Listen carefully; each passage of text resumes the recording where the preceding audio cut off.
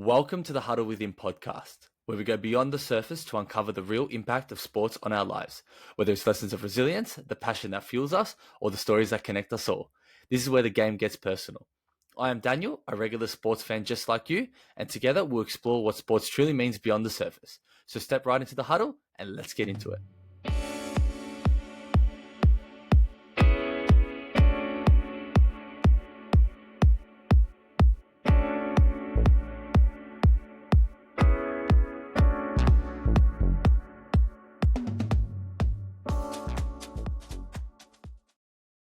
What is going on, everybody, and welcome to this week's episode of the Huddle Within podcast. This episode is going to be extremely different to what I've been doing in the past. Reason being is because of the events that have transpired today. I'm fuming at the moment, and I'm going to try to keep myself cool. I already went on a 16-minute rant before, and when I did do the recording, there was no volume or audio. So I'm going to have to do this rant all over again. I like to think that I've calmed down, but probably as I start talking, I'm going to be more bloody frustrated. So obviously, as you can clearly tell, Washington Wizards fan. I've spoke about the Wizards on multiple occasions, and the events that have transpired today have been extremely frustrating. So for those that don't know, today was the NBA lottery, and the NBA lottery is essentially a system where basically the NBA reveals who will be getting the first pick all the way up to the 14th pick. Now, for those that support the NBA, you would have all been aware of how bad the Wizards were. We were the second worst team in the NBA this season. And the reason why we weren't the first is because teams like Utah decided to shut down and take their players to get a number one pick by the end of the season. So that meant that we got the second worst odds. Still meant that we had the highest chance of getting the number one pick, but we couldn't get anything worse than sixth. And as I got to the draft lottery, the whole season, I've been waiting for this moment, gone through all the suffering of the team, losing every game, watching all those games, being still loyal and excited for what's to come in the future, understanding that in the position we are, we're not going to win games. We're tanking to build for something better. We're tanking for potential stars to be acquired in the draft, like this draft, where we have a 14% chance of getting Cooper Flagg, who could have changed our franchise. Today was the day. Extremely excited the night before, extremely excited the week before. The playoffs are on. I don't even care about the playoffs at this point. I just care about this very moment. And what did this moment bring? And I can't say that I'm surprised because the Wizards have been starved and always been cursed for since I've known. The last number one pick was the person that I'm wearing right now, and that was in 2010. That was John Wall. As the lottery goes, you got your butterflies, you're nervous, you're understanding. The Wizards get the sixth pick. Okay. The Wizards get the sixth pick. I'm frustrated. I'm fuming. I'm disappointed. And I'm thinking, okay, they're going to give this to Utah. They're going to give it to Utah. They're going to reward Utah for purposely tanking. And I was already going to be frustrated. I was already going to be angry that the Wizards got the sixth pick. However, the events that transpired after this forced me out of my hand to go on a rant and put this episode out because of the stuff that I've seen and how ridiculous it is. The Utah Jazz, who had the worst pick, got the fifth pick, which was the worst pick they could have got. Then followed by Charlotte Hornets, who also was in top three of getting the number one pick. So basically the worst three teams didn't even get a top four or top three pick. To me, that's already astounding, already baffling. The Wizards are nowhere near it, but so aren't the Charlotte Hornets or Utah Jazz.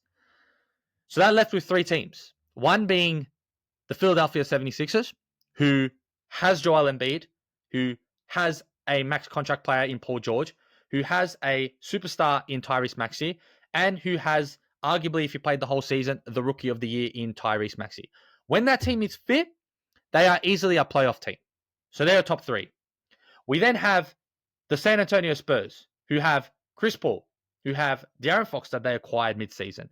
They have the rookie of the year in Stephen Castle, and NBA's new generational superstar, their number one pick, Victor Wembanyama, who they tanked for and successfully tanked for.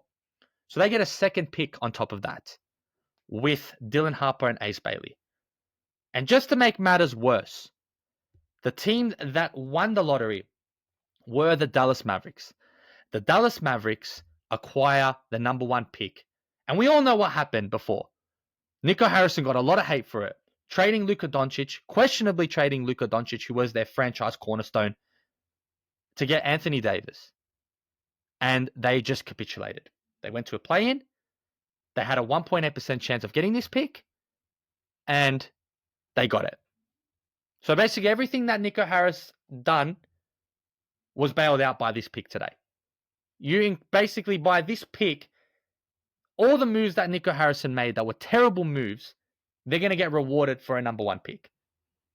3 teams who tanked, we can say tanked or shut down their chances of winning mid-season are getting rewarded with top 3 picks. And everyone's saying, this is what happens when you tank. You shouldn't be able to tank. You shouldn't be able to have higher chances. But what about teams that tank mid-season? What about teams that have players that can win right now, that can compete, that purposely shut down because their players are injured? Why is it? Because they're big markets. Because you don't want top players to be at the Wizards or Utah. We're tanking because we suck. Our team is young. We needed to re-scrap and retool. We're not a big market like these teams. We're not a big market like the Lakers. We're not a big market like the Chicago Bulls. We're not a big market like the Golden State Warriors, who are able to bring in free agents, attract big players. We rely on the draft. We rely on getting players like John Wall to change our franchise. And this was a big opportunity for that. And they gave it to a team that didn't deserve it. The Dallas Mavericks didn't deserve it. They stuffed up. They made mistakes. They did not construct their team properly. And they still got rewarded for it. Nico Harrison gets a bailout. And look, we can go into the conspiracies, and I will. It just astounds me that the Lakers have a benefit in this. They get a free trade in Nico Harrison. Luka Doncic. Basically free, because Anthony Davis is injured. He's a gun, but he got injured. The Lakers get better. The Mavericks significantly get worse. And you're telling me the number one pick wasn't in play here, where Adam Silver would have said, let's give the Lakers Luka Doncic. Let's make them relevant. Let's make them a playoff team so we can get more viewership. We can get more money. We can get more sponsors and keep them relevant. And you guys, you know what? You guys are good. You'll be fine. We'll give you a number one pick in return. And this is not the first time it's happened. So don't think that I've kept receipts on the Zion Williamson pick. The Pelicans were the 7th or 8th worst team in the lottery odds. And they got Zion Williamson. So convenient that Anthony Davis decided that he wanted to go to LA Lakers and get traded out of there. The Lakers had nothing to give. Do you know what happened? The Lakers were in the same position as Dallas was, and they were given a top 4 pick. A top 4 pick conveniently been able to use for a trade to get Anthony Davis. Because Anthony Davis wanted to leave, Zion Williamson was available. That was going to be their new franchise player. It would have been easy for them to leave. It was so convenient, just too convenient to be true. And it's happening again. It's happening again. This time it's happened before, and they've just given to it after. That time it happened conveniently. So the Lakers, again, getting more benefits. It's a big market, getting more benefits, getting more opportunities to be good. The Mavericks, they get a bailout. Nico Harrison doesn't get abuse anymore. Nico Harrison's got a franchise player for the future. They can have a chance at still competing. But what happens to the small market teams? What example have you set for teams that are struggling and tanking? Okay, tanking, we don't like it. We understand it. As a league, we don't like it. But if the Wizards didn't tank, how good do you think they would be? Do you think that the Wizards would have made the playoffs? Do you think the Wizards would have been near the play-ins? No bloody chance. So if you want us to be competitive, if you want us to have a fighting chance, we need young stars. We need to build from the draft. And I'm just baffled by the events that transpired. Yes, the Wizards didn't get a top 4 pick. Okay, I can accept that. But when I see those teams get higher picks than us, when I forgot to mention this, when we were in the play-in, when we had Beal, when we had Porzingis, when we had Kuzma, even when we had Westbrook, what did they reward us with? 9th, 10th, 10th. Or 9th, 10th, and 9th. We got the 9th, 10th, and 9th pick because that's where we were in that situation. And that's what we freaking deserved. Being mid. Being around the playoffs. So you're going to reward mid teams to compete and make them better, but teams that are struggling to make them worse. What do you think that's going to happen with the Wizards in Utah next season? They don't get better. Their team doesn't improve. We're going to get a 6th pick. And as I kind of feel negative about this and disappointed, there is some positive limelights. There are some good players in this pick, in this draft. I'm having a look at it. There are some good players. We've got the kid from Baltimore that we could potentially get Queen. Trey Johnson's there. There are some players that can change this franchise around. And Steph Curry was picked late as well. Giannis was picked late. So I understand that there could be a franchise player here. But as it stands, the Wizards would have never have thought they would have got their worst chance of getting a pick, and that was sixth. So now it's going to be another season of suffering. And I had to address it here because I just find this extremely ridiculous how the lottery is done. It's set to obviously stop tanking teams, but you're encouraging teams that now you're going to see more of it. You're going to see teams now that mid-season when their chances are not on the line, they're just going to shut down. They're going to shut down while they're competing because someone gets injured or a trade happens or shit happens to their franchise. They can still make the play and they can still compete, but they have a chance. Oh, yep, we're in the lottery. We could actually get a top 3 pick. You're actually encouraging tanking more. You're going to separate playoff teams and play-in teams and teams that are not playing in the playoffs higher because of the draft reward that you can get. It is extremely frustrating. And I feel for teams that are in that play-in that didn't even get the chance either, like the Chicago Bulls, who, unlike the Mavericks, we can say that it's not rigged. We can say that they have the same lottery odds as each other and it's random. Yes, I get all that. But then how the Bulls don't get down there? I don't even know if they have their pick next season, but I'm just using them as a prime example. They're a team that's struggling. They're a team that's not doing really well. They're staying in that kind of play-in range. How come they can't get a top 3 pick? How come the Spurs have to get it? How come the Mavericks have to get it? You're telling me that this is not rigged. I really find it hard to believe. And even if it's not rigged, it's still bullshit. It's still unfair. There needs to be something in place for teams that are small markets, that are terrible, that rely on franchise players to have this reward. As a Wizards fan that has struggled this season, this is our playoff final. This is what we hope for. The lottery is what we get excited for. And to experience that is just a spit in my mouth from the league. And it's just, it irks me because I've been thinking about this for the last 2-3 hours and I just can't find a way to fathom what just happened. And I had an episode planned to come out tomorrow with a really good guest and an interview. But that's going to have to be put on hold till next week because this really needed to be addressed. I guess for some positives, there are still some good players in the draft, and next year seems to be a decently kind of big class as well with a lot of potential players. I'm looking at it right now. We've got Gilbert Arenas' son there, Aaliyah Arenas. He's around the 4th or 5th range, so even if we do bad, we probably have a better chance of getting him. So that's one. They've got that AJ DeBunster kid and that Darren Peterson. That seem like some pretty solid players as well. So we're definitely going to be down there, Wizards fans. We're definitely going to have to suffer a lot more. So look out for those players for next year. We're gonna begin our tank and get excited again for this moment. But as for the NBA, the only message I would say is that they definitely need to fix this because it has become too far now. I think there is too many suspicious activities to not say that this is rigged. And I don't know how to personally stop this, but there might not ever be a solution, but this has went too far. Anyways, obviously I got a friend that's a Dallas, or not obviously, I do have a Dallas Mavericks fan friend. His name is Matt.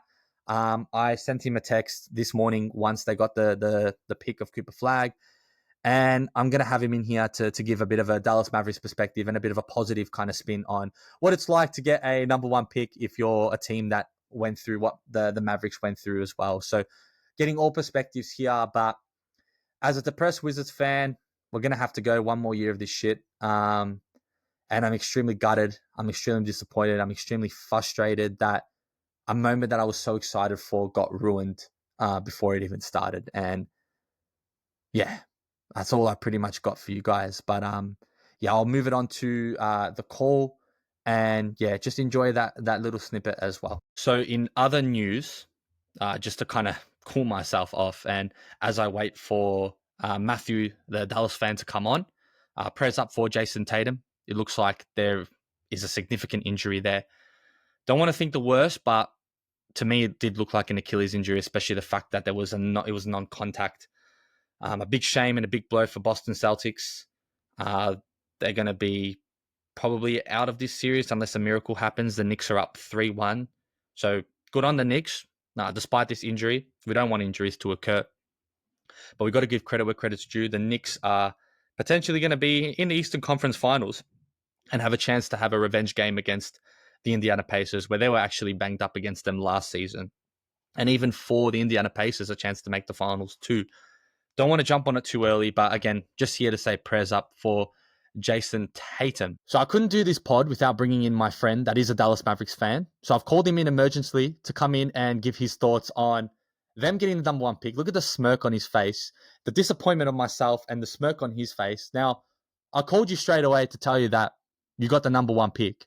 And I'm pretty sure that was a surprise for all of us, but I've got to hear your thoughts on this, man, because you obviously know how I feel. I'm spent 16 minutes just ranting about it before, but have to give some Dallas Maverick fans some limelight as to how they feel here. So starting with yourself.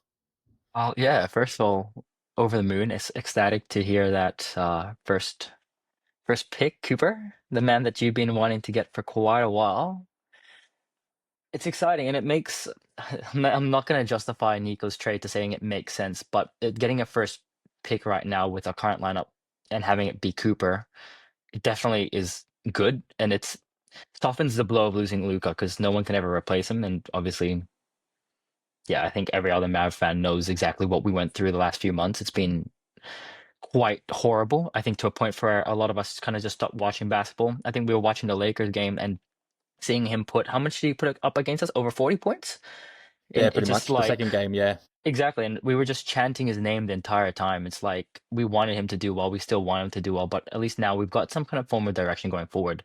But I'm seeing a lot of speculation about a rigged NBA draft. The only thing I would like to make reference of, because obviously it's fun to make fun of it being rigged, is we do our own fantasy draft every year. Yeah, Dan?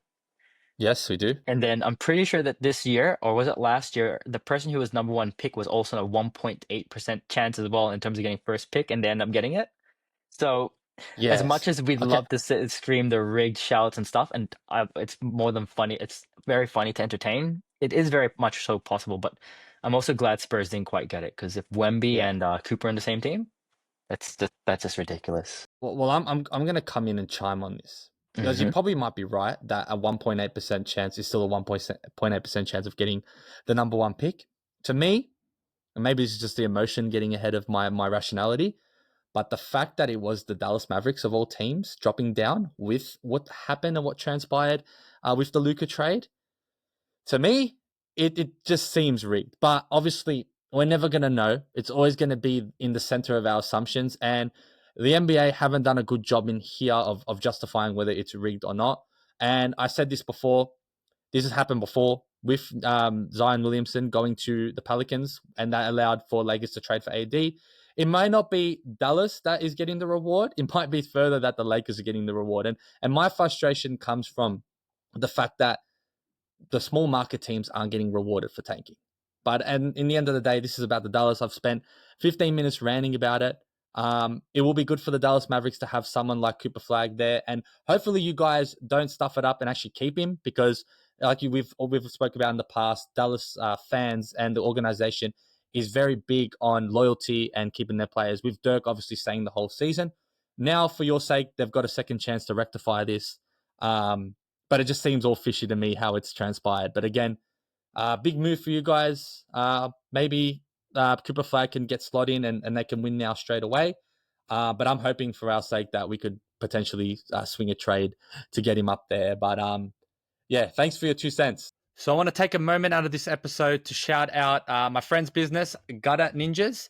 They offer commercial and residential gutter cleaning, solar panel washing, and bird netting. They stand out from competitors by offering unique combination of features and services that appeal to those interested in fast, efficient, and high-quality solutions. Some elements involve efficiency, wide range of service, technology integration, affordable pricing, safety, reality, customer satisfaction guaranteed.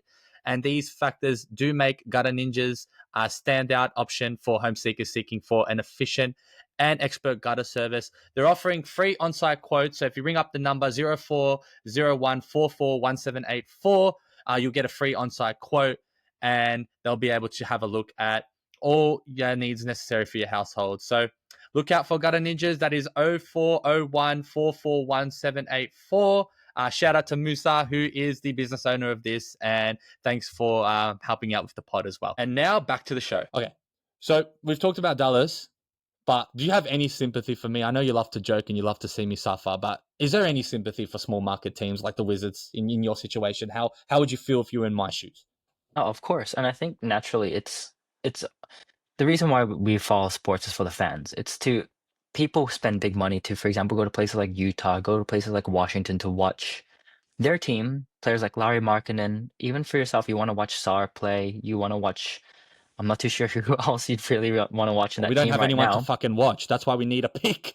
That's why Yeah, I'm so well, angry. but Yeah, in but yeah, go. saying that, you spend all this money and tickets and flights to get across and watch these teams and watch probably your supposed star players play for, like, let's just say Utah. Larry Markkinen missed a lot of the games this year or play only very few minutes. It's very disrespectful, I feel, to a lot of the fans when teams just tank an entire year. And yes, I know the fans know that yes, there's a chance that something good might come out of it. But at the same time, I feel like there needs to be a reevaluation in terms of how these picks are allotted, just because it's not a great entertaining, or it's not a great spectacle for fans who want the experience of watching the team win. Because let's be honest here, how do you feel after watching the season? How many wins did you guys end up with this year? Like I think it was 16 or 18 wins Out for of the season. 72 games, correct? 82 games, yes. 82 games, sorry, we had the number wrong. But in a lot of those games, your copium in this particular case was that Is the the reason why state. you could cope to watch those games is because you had a potential draft pick. I think that realistically, had the Washington Wizards not probably have tanked as hard, they would have got quite a few more wins. Probably not good enough to make a play-in spot, but Hmm, there needs to be some kind of incentive for teams to still play the players that they have. I know that they fine teams for not playing their stars for whatever reason and stuff like that as well. And teams will always find ways to kind of get around it and break the rules to obviously look after the players' health and stuff like that. But there needs to be, I believe, there's some core issues already in relation to how the system currently works that need to be hmm, reevaluated, just so at least the fans' experience is worth it. Because let's just say you bought a ticket to Washington this year because this might be the only year, because you're from Australia, that you can get down to the USA. And then to watch them have to tank an entire year and not even be a competitive team is quite disappointing. And also saying teams like Utah, for example, they've got quite a, like, I don't think their team is nearly as bad as what their record shows. So 100%. I said before that Utah, I think, purposely were tanking and shutting down their young players to get this number one pick. So maybe I'm being biased, and I did mention this before. But I don't think they did deserve a number one pick. I look at a team like the Wizards, who, let's be honest, on paper, we are the worst team on paper right now with our roster constructed at the moment. Yes, we may have won a lot more games, and yes, there was a lot of times we were tanking, but I don't think even if at our best ability trying to win, we would get near the playoffs. What frustrates me about that, and I can see that argument, is when you have teams like Dallas, when you have teams like San Antonio and teams like Philadelphia, who, when their teams are extremely healthy, they're competitive teams. They can push for those playoffs or play in moments. When there's an injury or when there's something that happens, they are actually doing the same shit that we are, but towards the mid-season. And as it's too late, they're getting rewarded for a mid-season tank. So realistically, it's not as if the Wizards are the only team tanking. These three teams inevitably were tanking once their season didn't go the way they were. Once the Dallas trade happened, they shut down. Once Wemby got injured, they shut down. And I know you're about to disagree with me, so I'm interested to hear your thought. And then with Philly, once Jared McCain was out for the season, they shut down Paul George, they shut down Tyrese Maxey, and obviously we know what happened with Embiid. But yeah, I can respect the country here in a debate. So you far away. yeah, I agree with the Spurs because, quite frankly, Wemby being out for the rest of the season, their postseason's pretty much done. In the case of the Dallas Mavericks, they did compete up into the play-ins. Obviously, they lost out there. I don't believe what Mm, they intended to do was to tank because they did mm, once again make the play-ins. mm. But I think once again, though, it really shows, and I think it needs. Well, I think in this particular case, it rewarded some of the teams that were decent but just not quite good enough. And I Mm. think that it also should. Well, not to say that the formula works. It was both all those teams had very minimal chances of being where they end up getting. Realistically, Washington getting sixth pick was That's the worst quite pick we could have got. That was our like, and exactly. Utah was fifth. It's there was their worst pick they could have got as well. Yeah, You know and what I what was mean? your Yeah. percentage chance of, for example, getting a top three pick? A top three, if you combine them all together, would have been around like 30 to 40%. We had a 25% chance of getting pick five and a 20% chance of getting pick six. So I understand that that could have happened, but everyone has those similar kind of percentage numbers across the board. Same with Utah as well. So the fact that we didn't even get into that top four consideration was just astounding to me. Like, I'm not stupid. I don't think we're guaranteed locked to get number one. There was two other teams with the same odds, but just seeing us go to our worst lottery odds is what frustrates me. And as mentioned before, again, I'm going to rant about it, but the Wizards were in the same situation Dallas was going into the play-in, and we only got the ninth, 10th pick 3 years in a row. But yeah, go on. Yeah, but once again, it becomes a numbers game again. Yeah, of course. But it's funny to play the rigged. Let's just say it's rigged, and let's all just bash on whoever you want to bash on. But yeah, well, being a Dallas fan, to anyone You can't listening complain. this, oh well, to anyone listening this who's a Dallas fan, we finally have a lucky break for I don't know the next I don't know how many years because we only really had a next 1 or 2 year game plan based on the trade that was made by Nico.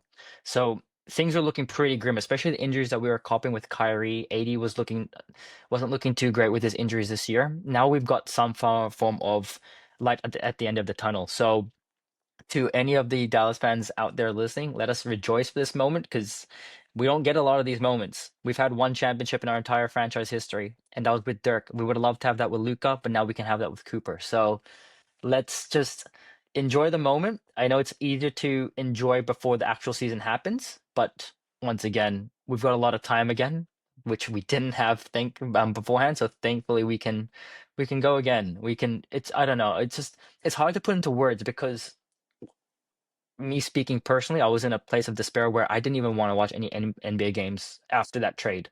Me watching the play-ins, I was struggling, and I was admittedly wasn't too much of it. Like, obviously, I want my team to do well, and I was watching those games, but you also got that little bit of a component of I knew it. I knew that trade wasn't going to work out for the best for us. Yeah. So yeah, it's just I'm glad for us. For teams like yourself, Daniel, Washington, and Utah, and all the others. I do feel bad for it to an extent, but also I think the numbers game this year didn't work out for you, but in any other year, that's a first round pick for Washington or Utah or whoever that may be. I think that definitely the core values and the core system in terms of how the draft allotment needs to be reassessed because I don't like I don't mind seeing teams like Spurs get a decent pick despite having a great team where they currently have players like Wemby, who's a generational talent. We want to see teams continue like yes, we want teams to be also be brought up to be competitive, but we also don't want teams, for example, who may get 1 or 2 injuries like your Philadelphia and then just shut down for the year. And then all of a sudden Mm. they've got another good pick. And imagine being a Philadelphia fan for the last, what is it now, over 10 years of tanking and then making what you go into a conference. They made a conference final, I believe, and lost that one. No, they've never made a conference So sorry, finals. semifinal, conference Yeah, they lost. semifinal. Yeah, that's the highest they've been. So it's like, yeah, it's an interesting one, but once again, Cooper flag to the Mavericks. Unless they decide to throw a curveball and throw somebody else into our first round pick, which I hope that they don't. We've had enough curveballs in our life. I Well, don't think our Nico life. Harrison has the balls to cop any abuse. So I think he's going to play it safe this one for the sake of his job. Um, so I think you guys are in safe hands there. As for the Wizards, we're just going to have to go through another year of pain, another year of being down there, and in hopes that next year's class is really good. I know we have, as mentioned before, Aliyah Arenas, which is Gilbert Arenas' son. So maybe we have the next coming of him and a few other decent picks for next year. But even so, this year we could get a decent pick 6. So Wizards fans, it's not over. It's just we're going to have to keep suffering and eventually something might turn. But as for now, we remain as a very cursed franchise and starved of anything significant. But Matthew, thank you for coming on and giving your Dallas take. For your sake, I wouldn't be complaining. I'm happy for you that there is some kind of, I guess, silver lining with all the stuff that happened last year. And I do hope the best for Cooper Flag and his journey for the Dallas Mavericks. But it's going to be painful to kind of accept that for early stages. But cheers for coming on. Thank you. And Cooper, we're glad to have you. All right. So basically, to summarize everything that has been said, we got a Dallas Mavericks perspective. We had a Washington Wizards perspective as well. Myself, I'm still very annoyed with the events that transpired, but again, we have to move. That's part of being a sports fan. We have to just hope for what's coming up next. We could have been in a worse position. We're getting a top 6 pick. This draft class is really good. If it was last year, we would have been probably in a worse position. So I'm still going to remain positive. I'm still going to lock in next year. It might just be another losing season that we're going to have under our belts, but eventually remaining optimistic. I do feel for teams like the Bulls, who were a playing team and didn't get near the number one pick either. But again, that's how it works. We can say it's rigged. We're never going to know, as I mentioned. And yeah, I'm just going to have to deal with it. But this has been a different episode of the Huddle Within, an emergency sort of huddle rant discussing the NBA draft lottery. I really wanted to put this one out because as a Wizards fan, I've been really praying for a good moment, and that wasn't meant to be today, and that's fine. That's not going to change my love for the team. We're going to continue to support. We're going to continue to bring out episodes every single week. And maybe if something else happens, and if you enjoyed these kind of unfiltered episodes, feel free to leave a comment below on what you want me to address next. I go for Manchester United, so there's a lot more ranting there.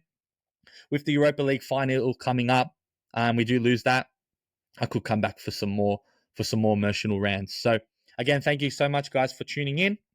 And I will catch you guys next week on the interview that I have, which is going to be really exciting. I'm not going to say much, but the guest that I have, super down-to-earth bloke, unbelievable fan and guest, and he's done so much for the basketball community. I don't really want to go too much, but I'm really excited to get that one out to you guys in the next week's episode. So just a bit of a teaser and a preview to that, or else enjoy the rest of your week, and I will try to calm down and get my mind off this. But again, thank you so much for listening in. So that's a wrap for this week's episode of the Huddle Within podcast. I appreciate you for tuning in and being part of this community where we go beyond the game and into what really matters. If this episode resonated with you, make sure to subscribe, leave a review, and share it with someone who sees sports just the way that we do. And hey, I'd love to hear from you. Connect with me on my social medias, which will be linked below. Send in your thoughts and even be part of a future episode. Until next time, keep that passion alive, stay in the huddle, and remember, it's always deeper than the game. Cheers.